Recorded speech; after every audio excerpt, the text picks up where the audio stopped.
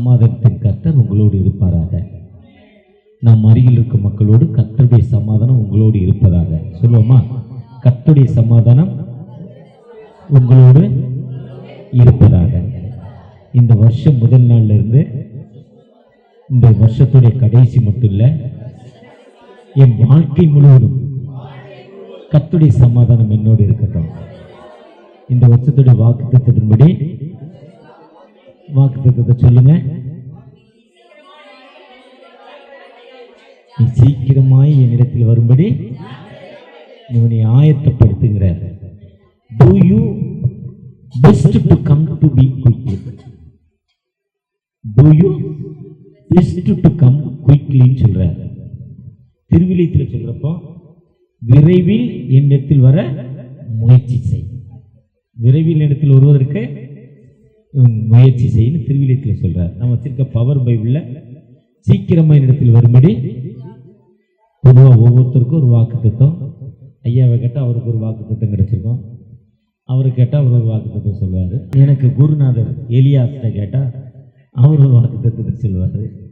நல்ல சாம்சன் ஐயா வந்திருக்காங்க, அவர் பிஷப் சாம்சன், அவரை கேட்டால் அவர் ஒரு வாக்குத்தத்தம் சொல்லுவார்.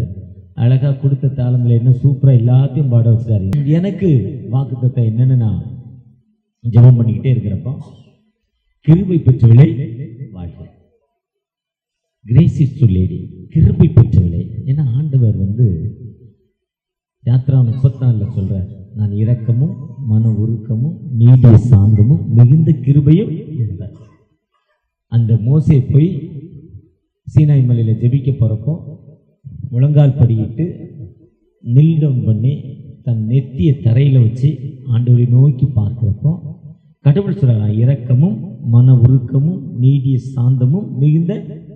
இது அவரே சொல்றார், நான் எப்பவுமே இரக்கம் உள்ளவர். அடுத்து சங்கீதக்காரர் தாவீது 145:8 சொல்றாரு, நான் இரக்கமும் மன உருக்கமும் நீடிய சாந்தமும் மிகுந்த கிருபை உள்ளவர்.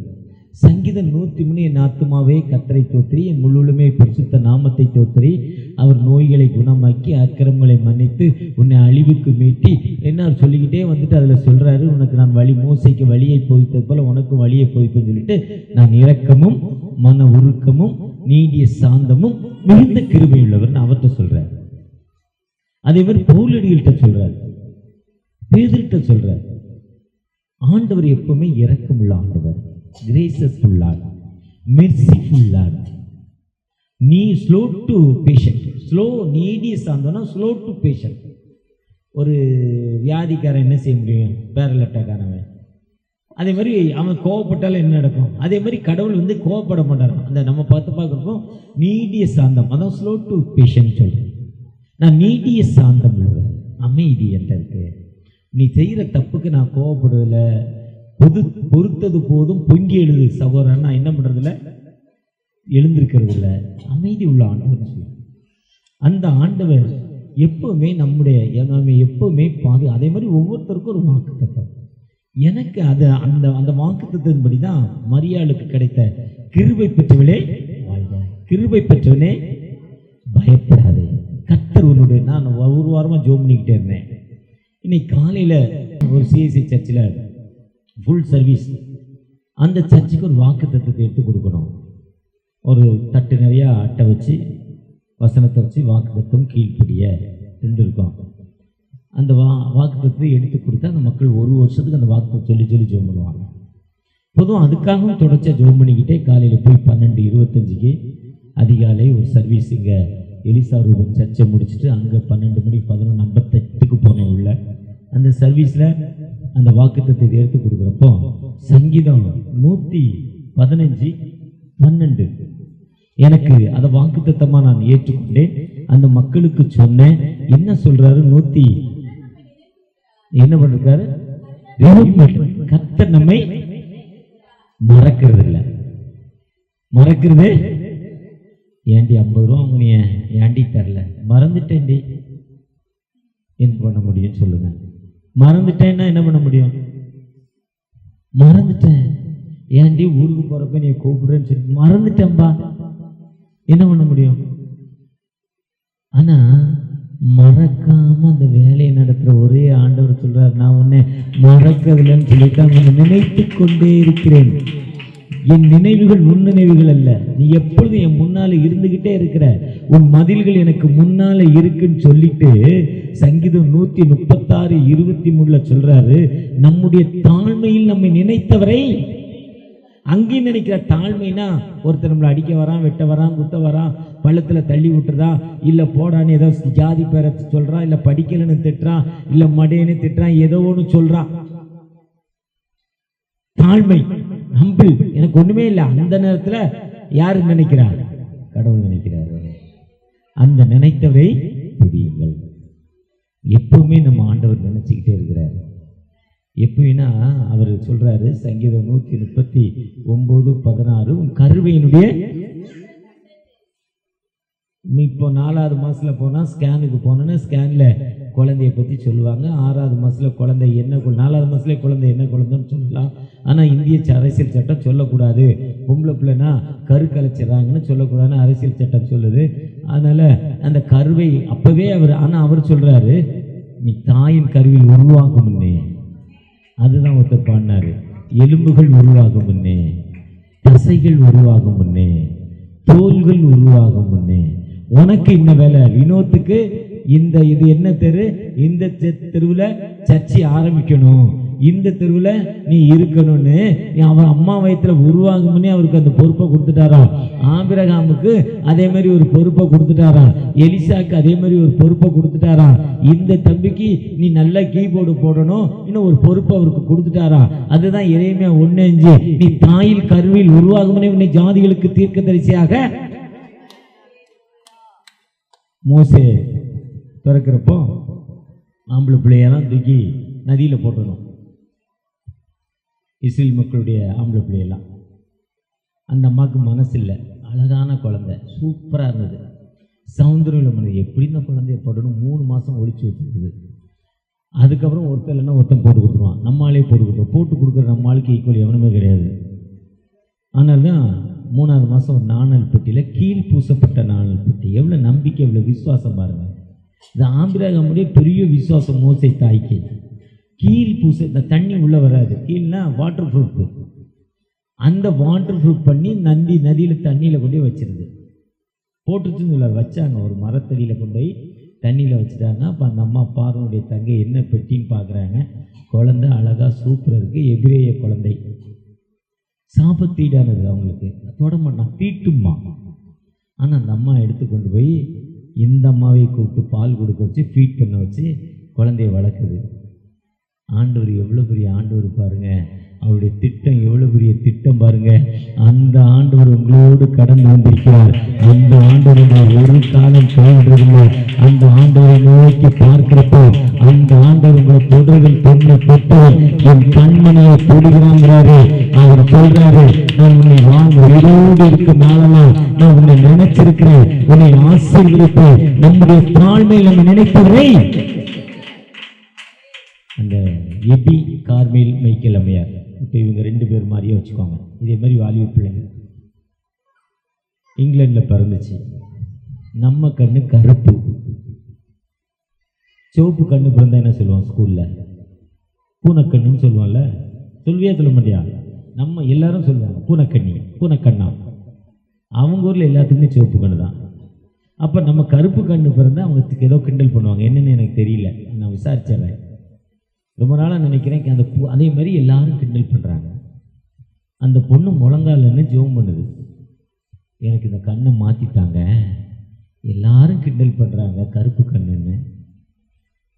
அந்த அம்மா அப்படின்னு ஜெபம் பண்ணுறப்போ ஒரு நாள் ஒரு கனவு பார்க்கும். பிளைண்ட்ஸு மலையில் நடந்து போய்கிட்டு இருக்காங்க. பிளைண்ட்ஸ்னால் குருடர்கள். பள்ளம் தெரியாமல் அந்த மலையில் ஒருத்தர் விழுறாரு, ஒருத்தர் விழுந்தோன்னே அடுத்தர் விழுறாரு. அந்த மலையில் பள்ளத்தில் விழுந்துக்கிட்டே இருக்காங்க. ஒரு 150 பேர் போகிறாங்க, ஒரு 30-40 பேர் விழுந்துட்டாங்க. இந்த அம்மா கனவு ஃப்ளாஷ்பேக், ஐயோ காப்பாற்று, ஐயோ காப்பாற்று, ஐயோ காப்பாற்று சத்தம் போடுது. முழிச்சு அப்போ தான் ஏசாயா 6ஆம் அதிகாரத்தில் யாரை அனுப்புவேன், யார் என் நிமித்தமாய் போவான், நான் அசுத்தன்னு சொல்கிறாங்க. அப்போ ஆண்டவர் ஒரு நெருப்பை கொண்டாந்து அந்த உதட தொட்டு அது சுத்தமாக்கி நான் உன்னை ஐ சென்ட் யூ, நான் உன்னை அனுப்புகிறேன். யார் திறப்பில் இருக்கவனை நான் தேடினேன், ஒருத்தரையும் காணலன்னு தேடுறப்ப நான் போகிறேன்ப்பா. என்ன அந்த அம்மா அழிவில் இதை மாதிரி விழுந்து போகிற மக்களை தேடி முதலாவது அந்த அம்மா சைனாவுக்கு போகுது. சைனாவில் ஒரு வீட்டில் போய் ஜோம் பண்ணுது. என்ன இந்த அம்மாவுக்குன்னா, நான் இங்கிலாந்து ட்ரெஸ்ஸை மாற்ற மாட்டேன். இப்போ நமக்கு சாரி, இங்கிலாந்துனா இவ்வளோ முட்டுக்கு போடுறது தான் ட்ரெஸ்ஸு, மிடி. அவங்க அந்த சட்டக்காட்சிங்கிறல அந்த ட்ரெஸ்ஸு. சைனாவுக்கு ஒரு ட்ரெஸ் இருக்கும். அந்த அம்மா அங்கே சைனாவில் போய் ட்ரெஸ் மாற்ற மாட்டேன்ருச்சு. ஒரு நாளில் ஒரு உடம்பு சரியில்லாத ஒரு அம்மாவுக்கு ஊழியத்துக்கு போன இடத்துல, ஆண்டோடைய வார்த்தை சொல்ல போன இடத்துல ஹாஸ்பிட்டலில் போய் ஒரு பலவீனப்பட்ட அக்காவுக்கு ஜெபிக்க போது அந்த எம்மி கார்மேல் மைக்கேல் அம்மையார் ஜெபத்தை அந்த அம்மா விட்டுட்டு, அந்த பேஷண்ட்டு அந்த நோயாளி ஜெபத்தை விட்டுட்டு, யூ ஆர் ஃப்ரம் இங்கிலாந்து, நீங்கள் இங்கிலாண்டா, அப்படியா? அதை அந்த அம்மா ஏற்றுக்கொள்ளலை. அப்போ அந்த அம்மா நினைக்குது, நம்ம ட்ரெஸ்ஸை பார்த்தோன்னா இங்கிலாண்டுன்னு சொல்லுது, நம்ம அந்த அம்மாக்காக ஜெபிக்க வர்றோம், ஆனால் அந்த அம்மா நம்முடைய ஜெபத்தை ஏற்றுக்கொள்ளலை. அப்போ நம்ம இந்த ஊருக்கு ஏற்ற ட்ரெஸ்ஸை மாற்றணும்னு சைனா ட்ரெஸ்ஸை மாற்றுது. அதுக்கப்புறம் அந்த அம்மா அங்கே ஃபெயிலியர், ஜப்பானுக்கு போகுது. ஜப்பானும் ஃபெயிலியர், திரும்ப இங்கிலாந்து வந்தது. அப்போஸ்தலர் 16ஆம் அதிகாரத்தில் பார்த்தீங்கன்னா, பவுலடிகள் இந்த ஊர் சிமெத்தியா போனார், அந்த ஊருக்கு போனார், இந்த ஊருக்கு போனார், எல்லா ஊர்லேயும் ஃபெயிலியர். அதுக்கப்புறம் மக்கோனியா திருச்சபை, கொரிந்து திருச்சபைக்கு வர அப்போஸ்தலர் 16 சொல்லப்பட்டிருக்கோம். அங்கே போய் திரும்ப சைனா முடித்து ஜப்பான் முடித்து திரும்ப இங்கிலாந்து வந்த பிறகு இங்கிலாந்துலேருந்து இந்தியாவுக்கு காலிங்க வருது, இந்தியாவுக்கு போகணுன்னு. இந்தியாவில் இங்கே வேலூருக்கு மேலே ஏலகிரி மலைக்கு வர்றாங்க. அந்த அம்மா வாலிப பெண். அப்போ தான் புரியுது, இந்த ஊரில் எல்லாத்தையும் கருப்பு கண்ணு, நமக்கு இங்கே வந்தால் ஆண்டோடைய சித்தம். அதனால் ஆண்டவர் மொழி என்ன பண்ணிட்டார், நமக்கு தாயின் கருவில் உருவாகும் உன்னை தெரிந்து கொண்டார். ஊழியம் ஆண்டோடைய வார்த்தை என்பது நிறைய பேர் பணத்துக்கு தான் செய்கிறாங்க. 199 பேர் ஏதோ பொழப்பு ஓடுது, அவ்வளோதான். பணத்தை தேடி போனவன் முன்னேறதில்லை.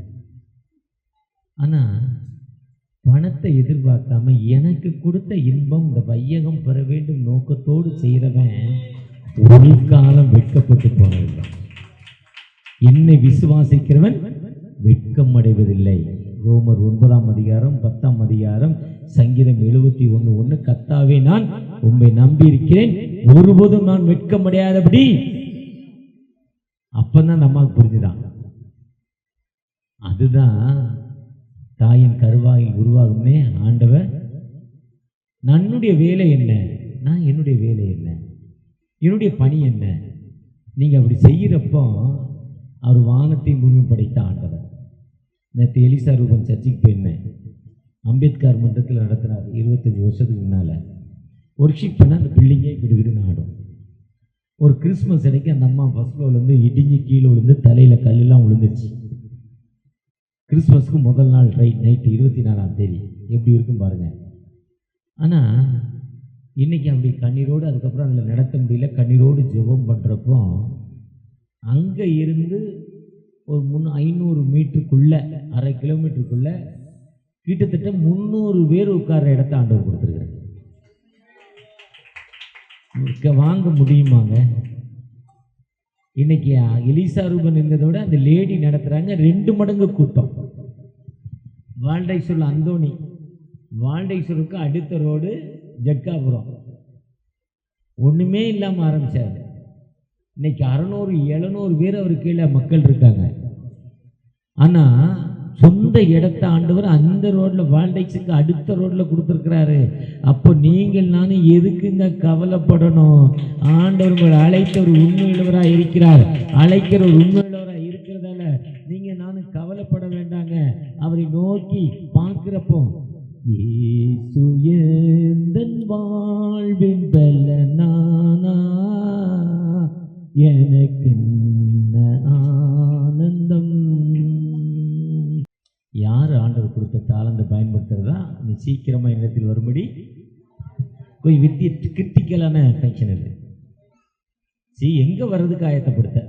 கல்லறைக்கு வர்றதுக்கா, இல்லைன்னா ஹாஸ்பிட்டலுக்கு வர்றதுக்கா, இல்லைன்னா ஆஃபீஸ்க்கு வர்றதுக்கா? எங்கே வர நீ ஜாக்கிரதைப்படுத்தணும். கொஞ்சம் கிரிட்டிக்கலாக நேற்று ராத்திரி தான் பார்த்தேன். நான் ராத்திரி எனக்கு திங்க் பண்ண நேரம் இல்லை. 2-3 சர்வீஸ், இப்போ 4வது சர்வீஸு. ஈவினிங் தான் திங்க் பண்ணேன், என்னப்பா இதுக்கு போடுறாரு, எதுக்கு ஒரு சீக்கிரம் இடத்துல வர குயிக்லி. அவர் இங்கிலீஷில் வேறு மொழிபெயர்ப்புலேருந்து போட்டிருக்காரு, make every effort to come to me quickly. Make ever, எந்த நிலையிலும் சொல்கிறார். நான் வச்சிருக்கிற மொழிபெயர்ப்பு to you best to come me quickly. சீக்கிரமா நம்ம சீக்கிரம் வர்றதுக்கு எப்படி வாழ்க்கை என்பதே. இப்போ ஊருக்கு போகணுன்னா, அப்பா ஊருக்கு போனால் என்ன பண்ணுவார், அந்த டைட்டானிக் கப்பல், அது அட்லாண்டிக் கடலில் வந்த ஒரு பெரும் கப்பல். சாதா ஒரு கப்பல் 100 கோடினா அதை 400 கோடியில் செலவு பண்ணாங்க. 400 கோடி. இப்போ 1000 கோடி ஒரு கப்பல். அப்போ 5000 கோடியில் அதை தயார் பண்ணாங்க. ஏன்னா ஆக்சிடென்டே ஆகக்கூடாது. அது பனிப்பாறையில் போகிறப்போ இப்போ இடித்து ஓட்டையாயிடுதுன்னு அதுக்கு ஸ்ட்ரென்தன் பண்ணாங்க. டிக்கெட் 4 மடங்கு பண்ணாங்க. ரொம்ப அழகாக கட்டினாங்க, ரொம்ப நல்லா கட்டினாங்க. ஆனால் அந்த கப்பல் கிளம்புறப்ப அந்த ஓனர் சொன்னார், இதில் ட்ராவல் பண்ணால் மரணம் இல்லை, சேஃப்டினார். ஆனால் முதல் ட்ராவலே அந்த கப்பல் என்ன பண்ணலை, முடிக்கலை. ஒரு பெருமை. இன்னொரு உலகத்தில் ஒரு பெரிய கப்பல் ஒன்று, பெரிய ஒரு நாட்டில் சண்டைக்கார கப்பல் விட்டாங்க. ரொம்ப டெக்கரேஷன், பயங்கரமான சேஃப்டி, 1000 குண்டு போடுறது, அந்த அளவுக்கு பெருசு. ஆனால் ட்ராவல் பண்ண ஒரே நல்ல ஆக்சிடென்ட்டில் இறந்து போச்சு. அதனுடைய ஃபவுண்டேஷன் கீழ் மட்டத்தை அவங்க ஸ்ட்ரென்தன் பண்ணாமல் மேல் பட்டத்தை அழகுபடுத்துகிறாங்க. ஒருவேளை நம்ம ஆண்டவத்தை போகும்ன நம்முடைய ஸ்ட்ரென்த் அதுதான். மத்திய 7ஆம் அதிகாரத்தில் கற்பாறை மேல் தன் வீட்டை கட்டினவன் யாருக்கு ஒப்பா இருக்கிறான்? மணல் மேல் வீட்டை கட்டினவன். பீச்சில் போய் விளையாடுறப்போ அந்த ஈரமண்ணில் வீடு கட்டி பார்த்துருக்கீங்களா? அந்த தண்ணி வரப்போ என்னாகும், அது அந்த ஒரு கல் மேலே நீங்கள் அந்த வச்சிங்கன்னா என்ன ஆகும், அது சரியா. அதே மாதிரி நம்முடைய அவேர்னஸ், நம்முடைய ஜாக்கிரதை, நம்முடைய சேஃப்டி, நம்முடைய best come your best come to me quickly. சீக்கிரத்தில், விரைவில் என்னிடத்தில் வர நம்ம எப்படி முயற்சி பண்ணுறோம்? சிக்னலில் நிற்கிறப்போ ரெட் லைட்டு போட்டோன்னே நிற்கிறோம், இன்ஜின் ஆஃப் பண்ணிடுறோம். எல்லோ லைட் போட்டோன்னே இன்ஜினை ஸ்டார்ட் பண்ணிடுறோம். பச்சை லைட்டு போட்டோன்னே எல்லாத்துக்கும் முன்னால் போகிறோன்னு ஆயத்தப்படுத்துகிறோம். அதே மாதிரி நம்ம வாழ்க்கை பயணத்தை நம்ம ஆண்டவரோடு இணைந்து பணி செய்வதற்கு நாம் எப்படி ஆயத்தப்படுத்துகிறோம்? நேற்று நைட் ஒரு வாட்ஸ்அப்பில் ஒரு பார்த்தேன், ஒரு 30 செகண்ட் வாட்ஸ்அப். ஒரு போலீஸ் ஜீப் வருது, ஒரு டாபர்மேன் டாக் ஒரு குப்பை தொட்டி, பெரிய குப்பை தொட்டியை தள்ளிட்டு வந்து அந்த வண்டி வர்றதுக்கு முன்னால் தள்ளிடுது. தள்ள உடனே அந்த ஜீப்பு நின்றுது, போலீஸ் ஜீப் நின்றுது. அது டோர் பக்கத்தில் குடுகுடுன்னு ஓடி வருது.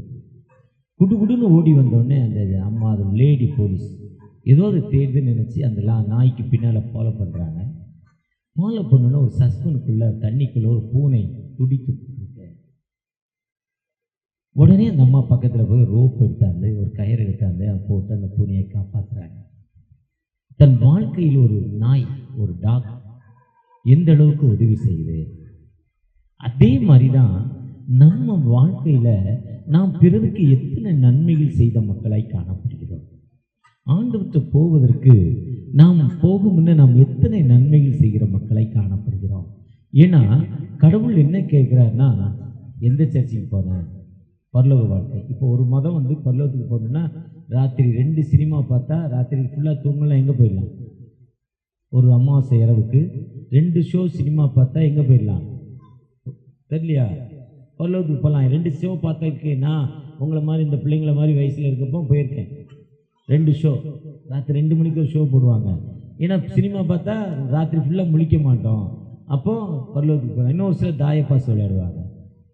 இன்னொரு மதம் சொல்லுது 30 நாட்கள் புனித பயணம் கடந்து போனால் பரலோகத்துக்கு போயிடலாம். வாழ்க்கையில் ஒரு முறை நீங்கள் 2 ஆடு வெட்டி 1 ஆடு ஏழைக்கு கொடுக்குறப்போ, 1 ஆடு உறவின் மக்களுக்கு கொடுக்கப்போ பரலோகத்துக்கு போயிடலாம். யூத மதம் சொல்லுது வருஷத்தில் ஒரு முறை எருசலேம் தேவாலயம் போய் நீ கட்டளைகளை கடைப்பிடிச்சா பரலோகத்துக்கு போயிடலான்னு யூத மதம் சொல்லுது. கிறிஸ்தவம் என்ன சொல்லுதுன்னா, ஞானசனம் வாங்கினா பரலோகத்துக்கு போயிடலான்னு சொல்லுதா? சொல்லியிருக்கா? ஆமாங்கிறாளே, அப்படியா? என்ன சொன்னனே தெரியல, தூங்கிட்டான். பாவம் தூக்கம் வந்துட்டுல. இந்த மைண்ட் செட்டு வேறு. காலையில் காலேஜுக்கு போகணும், ஸ்கூலுக்கு போகணும், அந்த மைண்ட் செட்டில் இருக்க. ஓகே, நம்ம கிறிஸ்தவம் என்ன சொல்லுதுன்னா, ஒருத்தர் பரலோகம் எப்படி இருக்குன்னு நினச்சார், பரலோகத்தை பார்க்கணும், பரலோகத்துக்கு போகணும்னு நினச்சார். ரொம்ப நாளாக ஜெபம் பண்ணிவிட்டு ராத்திரி அதே திங்கிங்கில் படுக்கிறார். நம்ம என்ன நினச்சி திங்க் பண்ணிவிட்டு என்ன ஜெபித்து படுக்கிறோமோ அதை கனவு மூலம் ஆண்டவர் நம்மோடு பேசுவார். அதுதான் கனவு, அதுதான் ஃப்ளாஷ்பேக். அப்போ பரலோகத்துக்கு திஸ் ரூட் கோயிங் டு ஹெவன்னு ஒரு ரூட் இருக்குது, அதில் போகிறார். போகிறப்போ ஒரு நாயை கூட கூட்டிகிட்டு போகிறார். போட்டு அந்த ரோட்டில் அவர் போய்கிட்டு திஸ் ரூட் இஸ் ஏரை பார்க்குது, திஸ் ஹெவன் ரூட்டுன்னு சொல்லுது. அங்கே போனோடனே டிக்கெட் கவுண்டர் இருக்குது. டிக்கெட் கவுண்டரில் பரலோகத்துக்கு போகிறதுக்கு டிக்கெட் கேட்குறாங்க. எத்தனை பேருன்னு கேட்குறாரு. அவர் சொல்ல 2 டிக்கெட்டு.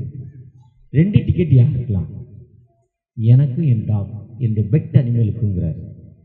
அவங்க சொல்கிறாங்க animal to not tender, not permission சொல்லிடுறாங்க. உள்ளே போக முடியாது, நீங்கள் மட்டும்தான் போக முடியும், என்ன சொல்கிறீங்க? அவர் சொல்கிறாரு டாக்கு உள்ளனா நான் அந்த பல்லவத்துக்கு எனக்கு வேண்டான்னு ரிட்டர்ன் ஆகிட்டார். ரிட்டர்ன் ஆகி திரும்ப வந்த வழியே போய்கிட்டு இருக்கிறார். திரும்ப வந்த வழியே போய்கிட்டு இருக்கிறப்போ அங்கே இன்னொரு வழி இருக்குது, திஸ் வே டு ஹெவன். இதுவும் பரலோகத்துக்கு திஸ் வே, இதுவும் இல்லை, இது பரலோகத்தின் வழின்னு ஒரு வழி போர்டு இருக்குது. திரும்ப அங்கே போகிறார். அங்கே போய் டிக்கெட் கவுண்டருக்கு 2 டிக்கெட் கேட்குறாரு. 2 டிக்கெட் யாருக்கலாம் இன்னும் கேட்டோன்னா அவர் சொல்ல எனக்கும் என்னுடைய பெட் அனிமலுக்கும். 2 டிக்கெட் கொடுத்துட்டாங்க, உள்ளே போயிட்டாங்க. உள்ளே போனோன்னா மனுஷன் தான் ஒரு சந்தேகம் வந்துட்டு அவருக்கு. என்ன சந்தேகம்னா, எது பரலோகம், எது விட்டு போக்கு, எது ஏமாத்துறது? முதல்ல ஒரு பரலோகம் போகிற வழி இருந்தது, அவர் அனிமல் பெர்மிஷனில் டிக்கெட் தரமானேன்ட்டார். இது நாயை உள்ளே விடுறீங்கிறேன். அப்போ எதுடா ஒரிஜினல் பரலோகம்னு கேட்குறப்போ உள்ளே போய் கேட்குறாரு. அங்கே இருக்க ஒருத்தரை, நம்ம எலிசா என்ன சாம்சங் மாதிரி யாரோ ஒரு மாதிரி இருக்கிறோம், இது எதுப்பா ஒரிஜினல்னு கேட்குறப்போ அவர் சொல்கிறாங்க இதுதான்ப்பா ஒரிஜினலு, அது டூப்ளிகேட். ஏன் அப்படி? உன்னுடைய மென்டல் எப்படி இருக்குது, உன்னுடைய புத்தி சுவாதீனம் எப்படி இருக்குது? நீ பரலோகத்துக்கு யாரையாவது ஒருத்தர் என்ன பண்ணணும், கூட்டிக்கிட்டு வரணும். இதெல்லாம் பரலோகத்துக்கு நீ என்ன பண்ண முடியாது, போக முடியாது.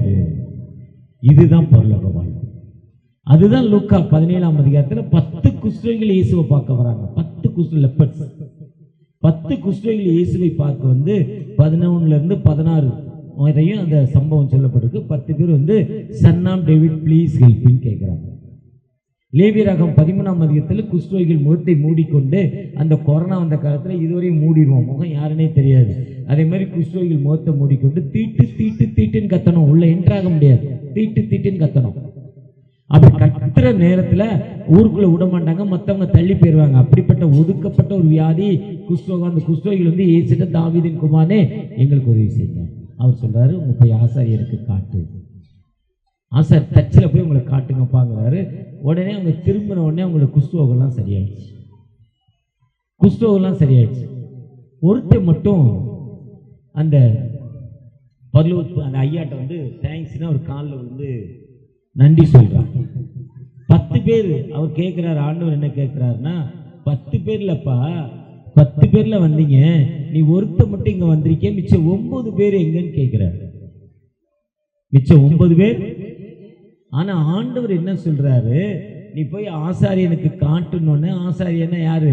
இந்த இயேசு ஜீவிக்கிறா தெய்வ சபையோட ஆசாரியா யாரு? வினோத். அவர்கிட்ட காட்டினா ஒரு மெம்பர்ஷிப் போடுறதுக்கு ஒரு 1000 ரூபா பணம் வாங்கிட்டு மெம்பர்ஷிப் போட்டு உங்களை சர்ச்சில் சேர்த்துக்கிட்டு சர்ச்சில் மெம்பர்ஷிப் ஆக்கிடுவார். அதுக்காக அவங்க வந்துட்டாங்க. ஆனால் 9 பேரில் 10 பேரில் ஒருத்தர் மட்டும் நன்றி உள்ளவனாய் கட்டளை கீழ் பிரிந்து 9 பேர் வந்துட்டான். ஆனால் ஒருத்தர் தேங்க்ஸ் கிவ் இருந்தது. கடவுள்கிட்ட போய் நன்றி சொன்னான். வழியில் துதிச்சுக்கிட்டே போனான். ஏன்டா துதிச்சுக்கிட்டே போகிறேன்னு கேட்குறப்போ அவன் சொல்கிறான், நான் ஒரு குஷ்டரோகமாக இருந்தேன், நான் ஊருக்குள்ளே போக முடியாது, எனக்கு இயேசுங்கிற ஒருத்தரை பார்த்தேன், இயேசுங்கிற ஒருத்தர் பார்த்த உடனே அவரை கேட்டேன், தாவீதின் குமாரனே எனக்கு இறங்குன்னு கேட்டேன். கேட்ட பொழுது நீ போ ஆசாரியனுக்கு காட்டுனாரு. இன்னைக்கு நல்ல மனுஷனை ஆயிட்டேன். என் வியாதி நீங்கிட்டு உனக்கு ஏதாவது வியாதி இருந்தா நீ இயேசுட்ட வா, இயேசு உனக்கு அற்புதம் செய்வான்னு ஆண்டவரை துதிச்சுக்கிட்டே போனாங்க. இதுதாங்க ஜாக்கிரதைங்க, இதுதாங்க என்னிடத்தில் வரும்படி ஆயத்தப்படு. ஆண்டவர் எத்தனையோ அற்புதங்களை எனக்கு செய்திருக்கிறாருங்க. செய்த அற்புதத்தை நாம் பிறருக்கு சொல்லுகிற மக்களாய் காணப்படுகிறோமா? எவ்வளவோ அற்புதம் இங்க வருமுன்னா போயில போட்டங்க. பல்லு வலி ஒரு நாள், பக்கத்து வீட்டாக்கா பல்லு வலி தாண்டி இந்த கொஞ்சம் போயிலே வாயில வையின்னுச்சு. அதை வாயில வச்சேன். இப்போ பல்லு வலி தெரியல, போயோடைய கசப்பும் உரைப்பும் கிக்கு வந்துருச்சு, ஒரு மயக்கம் வந்துருச்சு. திரும்ப அந்த போயில வைக்கலாம் என்ன ஆகுது? ஏன்னா இந்த வலியை விட அந்த வலி பெருசு.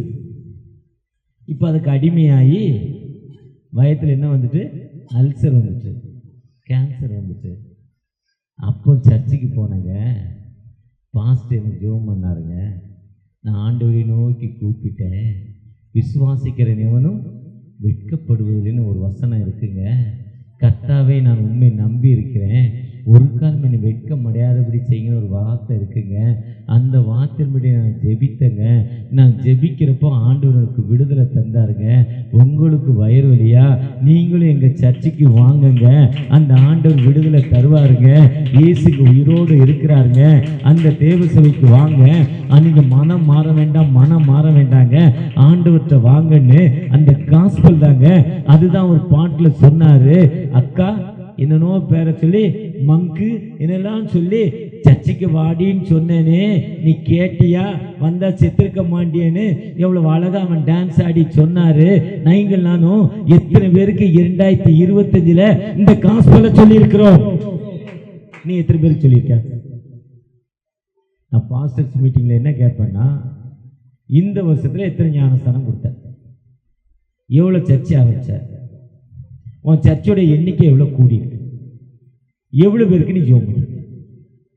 எல்லா பாஸ்டர்ஸ் மீட்டிங்லையும் கேட்பேன், மிஷனரி மீட்டிங்கில் கேட்பேன். எவ்வளவு சொல்லியிருக்கேன்? உன்னுடைய ஒர்க்கு என்ன? நீ கடவுளுக்காக உன்னுடைய நீ என்ன ஆயத்தம் பண்ணியிருக்கோ, நீ இன்னும் என்ன ப்ரிப்பேர் பண்ணியிருக்க? ப்ரிப்பேர் பண்ணு, ஆயத்தப்படுத்து, ப்ரிப்பேர் ஆக நீ ஆயத்தப்படுத்து. எந்த இடத்துல இருக்குங்க? இசைக்கில்லா எரேமியாவா? சீக்கிரப்பா நீ ஆயத்தப்படுத்து, ப்ரிப்பேர் ஆகுது. நீ ஆயத்தப்படுத்தியிருக்கிறோம். ஆண்டவர்கிட்ட வரும்படி நம்ம எப்படி ஆயத்தப்படுத்தியிருக்கிறோம்? இந்த வருஷத்துடைய முதல் நாளில் ஆண்டவர் எனக்கு செய்த அற்புதத்தை என்ன பண்ணணும்? சொல்லணும். இன்னைக்கு மதியம் ஒரு தெலுங்கு சர்ச்சுக்கு போனேன். எங்கள் கம்பெனியில் 2 பேரை கூப்பிட்டேன். எங்களோடு வேலை செய்யும் லேடிஸ். ஒரு சகோதரி நல்லா பாடுவாங்க, இன்னொரு சகோதரி அவளுக்கு ஃப்ரெண்டு, ரொம்ப க்ளோஸ் ஃப்ரெண்டு 2 பேரும், அவளையும் கூட்டிகிட்டு வாங்க. வரேன்ட்டா. சாட்சி சொல்வியான்னு கேட்டேன். சொல்கிறேன்ட்டா. அந்த சர்ச்சில் வந்தோடனே மைக்கை கொடுத்தாங்க. இதுவரை அந்த அம்மா மைக்கே தொடலைங்க. இன்னைக்காங்க வாழ்க்கையிலே மைக்கை தொட்டுக்குங்க. ஒரு சூப்பர் சாட்சி சொல்லிச்சிங்க. கர்த்தரனை ஆசீர்வதித்திருக்கிறாங்க, கர்த்தர் என்னை நினைத்திருக்கிறாங்க, கர்த்தரை தாழ்மையை நினைச்சாருங்க. அந்த ஆண்டவருக்கு நன்றின்னு அந்த ஊழியத்தில் தன் வார்த்தை அந்த மகள் பயன்படுத்துறாங்கப்பா.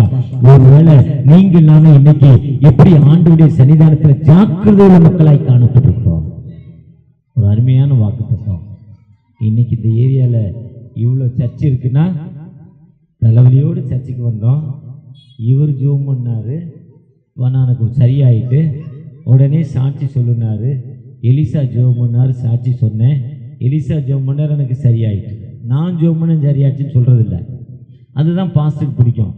அப்படி சாட்சி சொன்னோடனே திரும்ப ஒரு பாட்டு பாடினார். நல்லா பாடக்கூடியவர், இவரை மாதிரி திறமையானவர், அவரை மாதிரி பாட்டு பாட திறமையானவர்.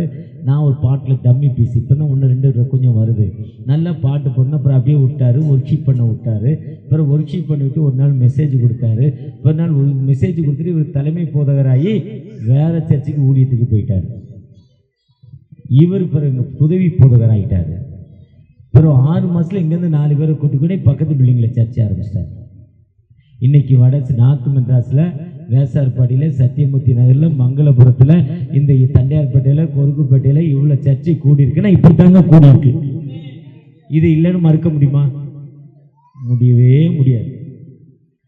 அப்போ நீங்கள் ஆண்டவருடைய வார்த்தையை சாட்சி சொன்னால் என்னவாயிடுறீங்க? பாஸ்டர் ஆயிடுறீங்க. 2 பேரும் வந்தோம், ரோடு அடைச்சிட்டாங்க, திரும்புகிறோம். அதில் ஒருத்தர் நாய்க்கு சாப்பாடு வச்சிருக்கிறார். அவர் தெரியாமல் பட்டுட்டு, ஐயா பார்த்து போகக்கூடாதாங்கிறார். ஆனால் 30 வருஷத்துக்கு முன்னாடி என்ன பண்ணியிருப்பார்? ஐயா பார்த்து போங்கன்னா சொல்லுவார். அவர் ஒயிட் அண்ட் ஒயிட்டு, கண்டிப்பாக பாஸ்ட்னு தெரியுது, பார்த்து போகக்கூடாது ஐயாங்கிறார். 30 வருஷத்துக்கு முன்னாடி எல்லாம் சொல்லியிருப்பார். என்ன சொல்லியிருப்பார் எலிசா? அடிச்சுட்டு தான் அடுத்த வேலையே. அப்ப நம்ம ஏரியா எப்படி மாறி இருக்குங்க. நான் அதை தான் அவரை சொல்றப்ப அதைத்தான் நினைச்சேன். 30 வருஷத்துக்கு முன்னாடி அந்த ஏரியா இன்னைக்கு பாஸ்டர்ஸும் திருச்சபையும் கூடல இந்த ஏரியா ஒரு புரட்சி திருச்ச ஏரியாவா மாறி இருக்க. அந்த ஆண்டவரை பத்தி நீங்க ஏங்க சொல்ல வெக்கப்படணும்? அவரை சொல்வதற்கு நீங்க ஆயத்தப்படுத்துங்க. அந்த ஆண்டவர் உங்களோடு கடந்து வந்திருக்கிறார். ஒரு விசை கூட அவரை நோக்கி பார்ப்போமா? தகப்பனே, எங்களை பிளஸ் பண்ணுங்க. தகப்பனே, எங்களை ஆசீர்வதிங்க. இன்பம் சுரந்திடும் திருமொழி கேட்டேன், இன்னல்கள் மறந்திடுவே. இன்பம் சுரந்திடும் திருமொழி கேட்டேன், இன்னல்கள் மறந்திடுவே. திருவரையை நீசை நாதம், தேனிலும் இனிய வேதம். ஆம் தகப்பனே, சீக்கிரத்தில் எழும்படி ஆயத்தப்படும். சீக்கிரமாய் நீ சீக்கிரமாய் எழும்படி ஜாக்கிரதைப்படு, பிரயாசப்படு. கம் குயிக்லி என்ற வார்த்தையின்படி தகப்பனே, உங்களுடைய பாதத்தில் வருவதற்கு சமயம் வாய்த்தாலும் வாய்க்காவிட்டாலும் நல்ல போராட்டத்தை போராடினேன், விசுவாசத்தை காத்துக்கொண்டேன். நீதியின் கிரீடம் என் மேல் வைக்கப்பட்டிருக்கிற வார்த்தையை சொல்லிட்டு தான் சீக்கிரத்தில் எப்படி ஆயத்தப்படணும். பவுலடி தீமோத்தேயு திருச்சபைக்கு சொன்ன தகப்பன் அல்லவா? இதோ இயேசு ஜீவிக்கிறார் தேவ சபையில. இந்த வார்த்தையோடு இந்த காலையில் அதிகாலையில் ஒரு வாக்குத்தத்தத்தை கொடுத்தீங்க. அந்த வாக்குத்தத்தத்தை மீண்டும் என் மக்களுக்கு அறிவுறுத்த நீங்க கிருபை செய்திருக்கீங்கப்பா. எத்தனையோ வேதனையின் மத்தியில், துன்பத்தின் மத்தியில், பிரச்சனையின் மத்தியில் இருக்க அந்த பிள்ளைகளுக்கு நீங்க இறங்கி ஒரு வாழ்வு கொடுங்க. உங்களுடைய கிருபை இரக்கம் அவர்களோடு வழி நடத்துங்க. மீட்பர் இயேசு மூலம் ஜெபம் கேளும் அன்பின் தகப்பனே, ஆமென். அறுவடை மிகுதியாலோ இல்லை, அன்பரின் கதறல் கேட்டி